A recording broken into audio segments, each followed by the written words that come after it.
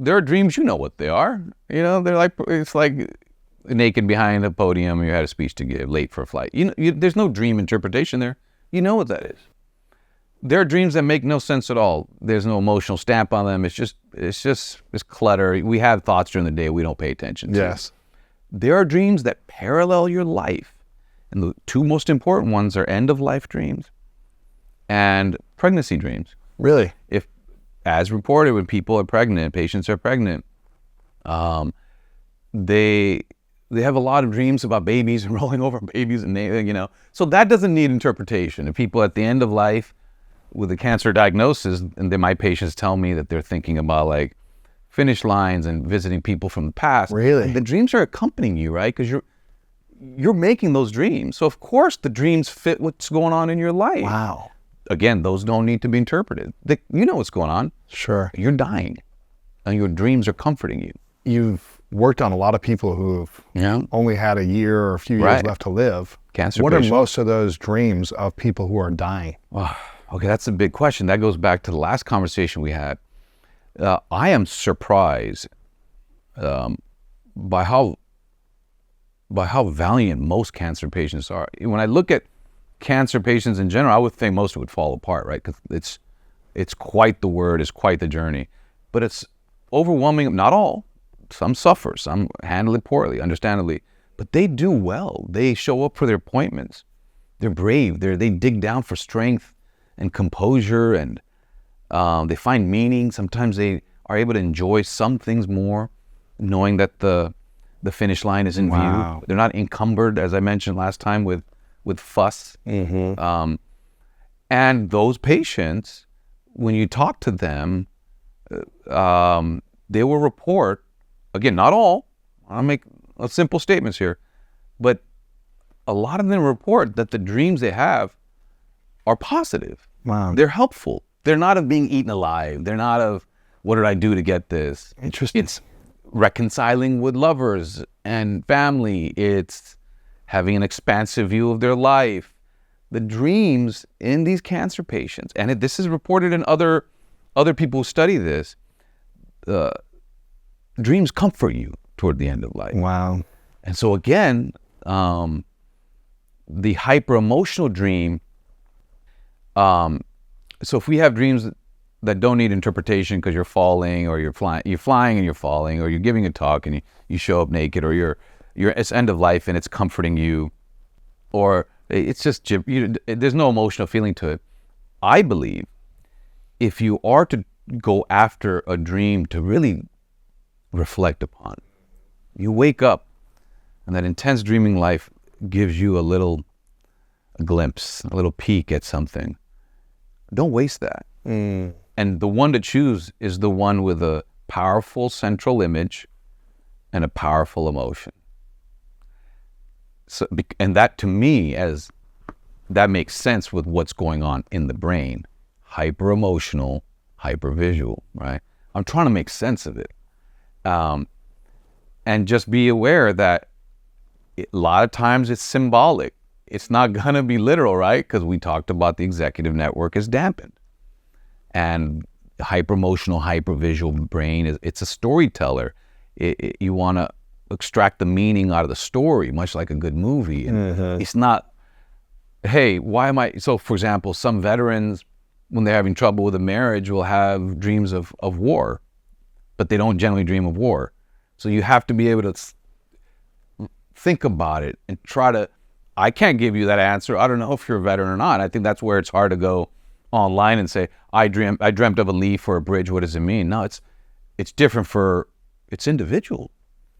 And you may not be able to figure it out, let alone somebody else.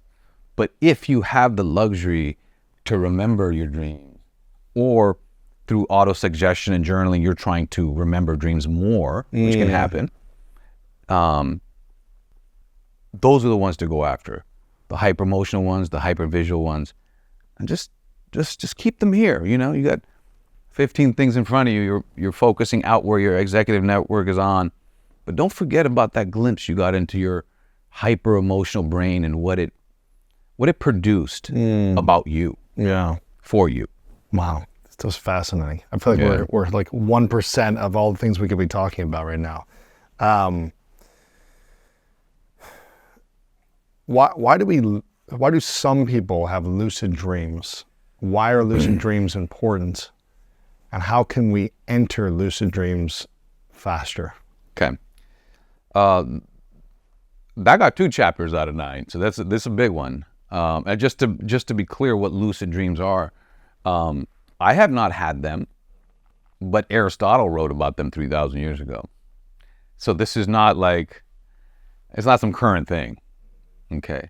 What is new is the understanding. Again, we return to your body's locked down, executive network and logic are dampened, emotions are up, vision's up. Well, when your body is locked down, in lucid dreaming, what happens is there's one part of the body that's still not locked down, one of those eyeballs.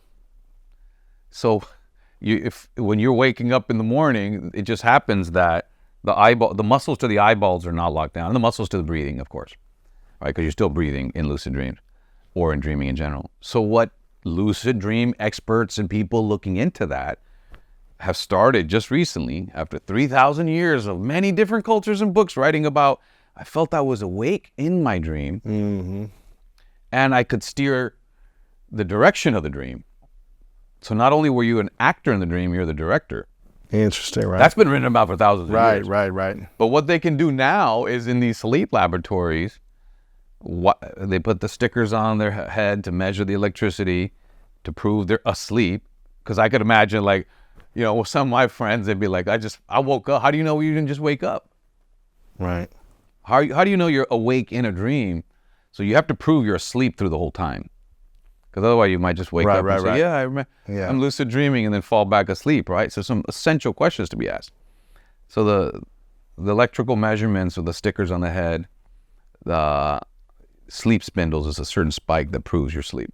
You can't fake being asleep to the EKG of your mind, if you will, right? The you can't EKG fake it, can't fake it. And then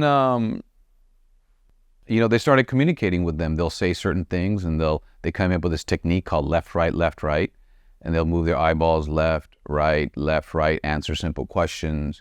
And that's progressed to some people being able to demonstrate when lucidity arrives within their dream, they will signal to the people standing outside the window. And so there are these back and forth experiments going on. So far as even basic things like, what's 2 + 2? And they'll try to do a left, right 4 times. And some of you might say, I thought you can do math. But that's part of the magic and the mystery of lucid dreaming, is that the executive network is coming back online a little bit. So for that awareness to happen inside your dream, proven by sleep spindles on an EEG you can't fake, when the awareness comes back, that primer we're talking about, the executive network, comes back too, so they can do a little bit of basic math. So it's like when you talked about in the beginning, what is it called? Like 4951? Yeah, so where is that when the lucid dreaming is happening? What is happening? Is it kind of rocking back and forth like this constantly, or is it one side and then it comes back? That's a good question. It's fragile. That's a very good question. So you've gone from dreaming brain, you've gone from waking brain to dreaming brain, and what happens is a little bit of the waking brain returns, but in little flourishes. They report. It's not like, hey, I'm lucid dreaming. I got 90 minutes. Let's ride this. I get it. Like, I just, somebody might be able to, but I want to leave you with the fascination, like these overlap states, which are really fascinating. Sleep entry, sleep exit, a bit of awareness returning within proven sleep.